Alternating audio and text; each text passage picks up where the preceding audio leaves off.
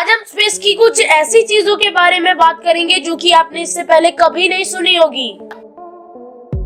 क्या आपको पता है एस्ट्रोनॉट स्पेस से लौटने के बाद अर्थ पर क्या प्रॉब्लम्स फेस करते हैं? यही तो प्रॉब्लम है, उनका दिमाग ये भूल जाता है कि अर्थ पर ग्रेविटी है। एस्ट्रोनॉट्स में फेंटिंग एक कॉमन प्रॉब्लम होती है जिसमें एस्ट्रोनॉट्स कभी चलते चलते बेहोश हो जाते हैं और इसके पीछे की वजह होती है इंक्रीज हुआ blood pressure.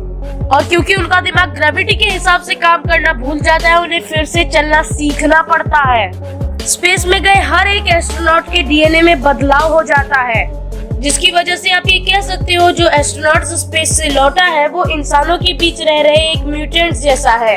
And finally blindness, changing in gravity की वजह से उनका फ्लूइड फ्लो ज्यादा तेजी से बढ़ जाता है, जिसका प्रेशर ऑप्टिक नर्व्स हैंडल नहीं कर पाती, जिसकी वजह से रेटिना डैमेज हो जाता है एंड रिजल्टिंग इनटू पार्शियल और कंप्लीट ब्लाइंडनेस।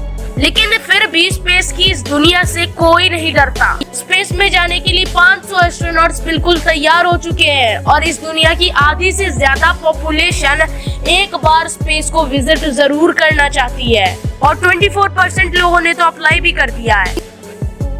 दोस्तों, क्या आपको पता है अगर एस्ट्रोनॉट्स मून पर दिन के समय पर गए थे तो उनके पीछे ये अंधेरा क्यों दिख रहा है? तो पहले तो ये जानते हैं कि क्यों अर्थ की सुबह रोशन होती है।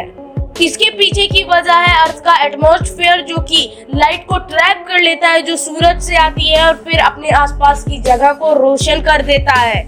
लेकिन मून पर तो ऐसा कुछ है ही नहीं, जिसकी वजह से एक बहुत बड़ा चेंज देखने को मिलता है। रात के समय पर तो आपको जमीन आसमान दोनों ही ब्लैक नजर आएंगे, लेकिन दिन के समय पर आपको सरफेस पर उजाला देखने को मिलेगा। लेकिन जब आप ऊपर की साइड देखोगे तो आपको लगेगा कि रात हो चुकी है। अब इस चीज को आप कुछ इस तरह से एक्सपीरियंस कर सकते हो, अपनी दोनों हाथों को अपनी बंद आंखों पर लगा दो, जो कंप्लीट डार्कनेस आपको दिखती है वही स्पेस में हरदम दिखाई देती है।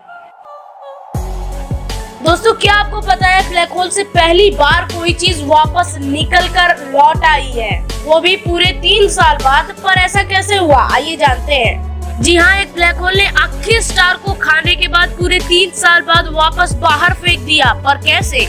दरअसल उस ब्लैक होल ने जब उस तारे को निगला तब उसका सारा मैटर एक आइसक्रीम की तरह पिघलकर ब्लैक होल के इर्द गिर्द घूमने लगा, लेकिन वो मैटर ब्लैक होल के इवेंट होराइजन तक नहीं पहुंच पाया। दरअसल इवेंट होराइजन तक वही चीजें पहुंचेंगी जो कि स्ट्रेट इवेंट होराइजन तक जाती हो। बाकी बचा सारा मैटर एक प्लेन पर ब्लैक होल का चक्कर लगाएगा, जैसे कि सूरज का चक्कर हमारा प्लेनेट लगाता है। ब्लैक होल की मैग्नेटिक फील्ड, जो कि उसके प्लेन के परपेंडिकुलर है, उसके कांटेक्ट में आते ही डिस्क का सारा मैटर वापस बाहर निकल जाता है, विच इज कॉमन। लेकिन नासा इस चीज को लेकर परेशान है कि इस प्रोसेस में 3 साल कैसे लग गए। और आपके लिए मेरा ये क्वेश्चन है कि आखिर नासा को ये पता कैसे चला कि जिस मैटर को उसने निगला है वो 3 साल पुराना है।